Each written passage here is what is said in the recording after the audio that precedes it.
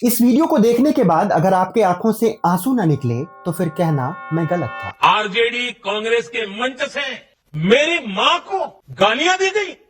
ये गालियां सिर्फ मेरी मां का अपमान ही है।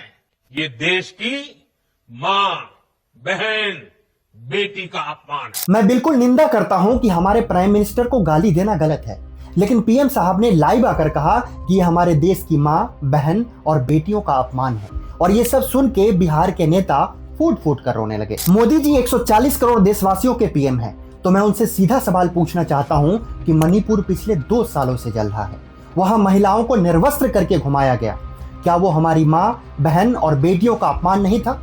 और शॉकिंग ये है कि इस पे आपका अब तक कोई रिएक्शन नहीं आया। हमारे प्राइम मिनिस्टर, जिनका एक क्रिकेटर के रिटायरमेंट पे रिएक्शन आ जाता है, अफगानिस्तान में अर्थक्वेक की वजह से लोगों की जान चली गई उस पे रिएक्शन आ जाता है, लेकिन हमारे ही देश में पंजाब, हिमाचल और जम्मू में लोग बाढ़ से ग्रसित हैं, लोगों की जानें जा रही हैं, लेकिन उस पे अब तक कोई रिएक्शन नहीं आया। वेस्ट बंगाल में हिंदुओं के ऊपर अत्याचार हो रहा है, लेकिन केंद्र सरकार सिर्फ बोलती है, कार्रवाई क्यों नहीं करती? और रही बात हमारे माँ, बहन और बेटियों की, तो भारत में हर 16 मिनट में एक महिला के साथ बलात्कार होता है और कानून आज भी कमजोर है। तो क्या ये अपमान नहीं है हमारे माँ, बहन और बेटियों की?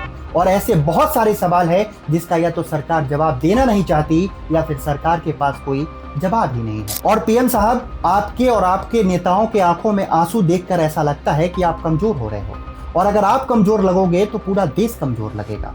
अरे आप तो राजा हो, और राजा का काम होता है कि प्रजा के आंसुओं और तकलीफों को खत्म करना, ना कि खुद विक्टिम कार्ड प्ले करके आंसू बहाना। और बचपन की एक कहावत याद रखना कि हाथी चले बाजार तो कुत्ते भौंके हजार।